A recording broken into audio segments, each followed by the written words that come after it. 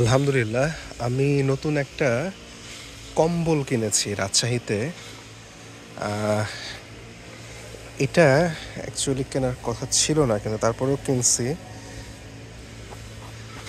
জিনিসটা আমার কাছে খুব ভালো লাগছে দেখে হচ্ছে গিয়ে কিনছি।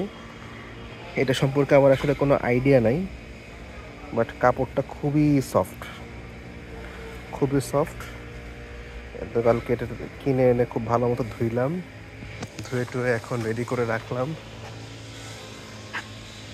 এই হচ্ছে বিষয়।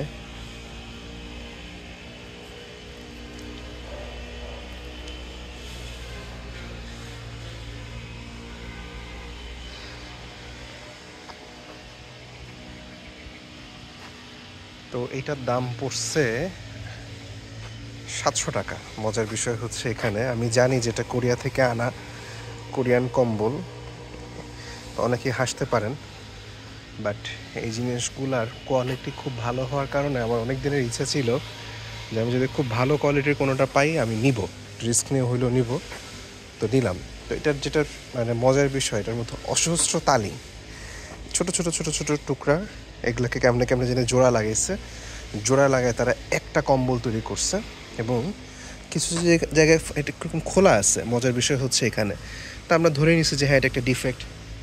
তো পরে যেটা বুঝলাম যেটা আসলে ইন্টেনশনালি খোলা, যে আমার যদি চাহিদা থাকে যে না আমি এটা আসলে আটকায় দিতে চাই, তখন এই বড় যে অংশটুকু আছে এদিক দিয়ে গিয়ে সুন্দর করে স্টিচ করে ফেলা যায়। তো বিষয়টা আমার জন্য নতুন হওয়ার কারণে আমি ভাবলাম যে ওকে, লেটস টেক এ রিস্ক।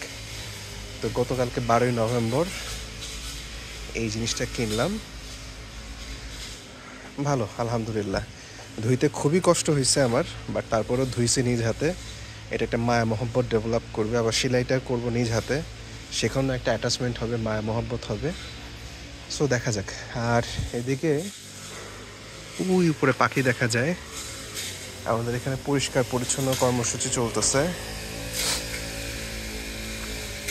কেরালি সাহেবের নেতৃত্বে সবাই গাছপালা কাটতেছেন, জংলা কাটতেছে।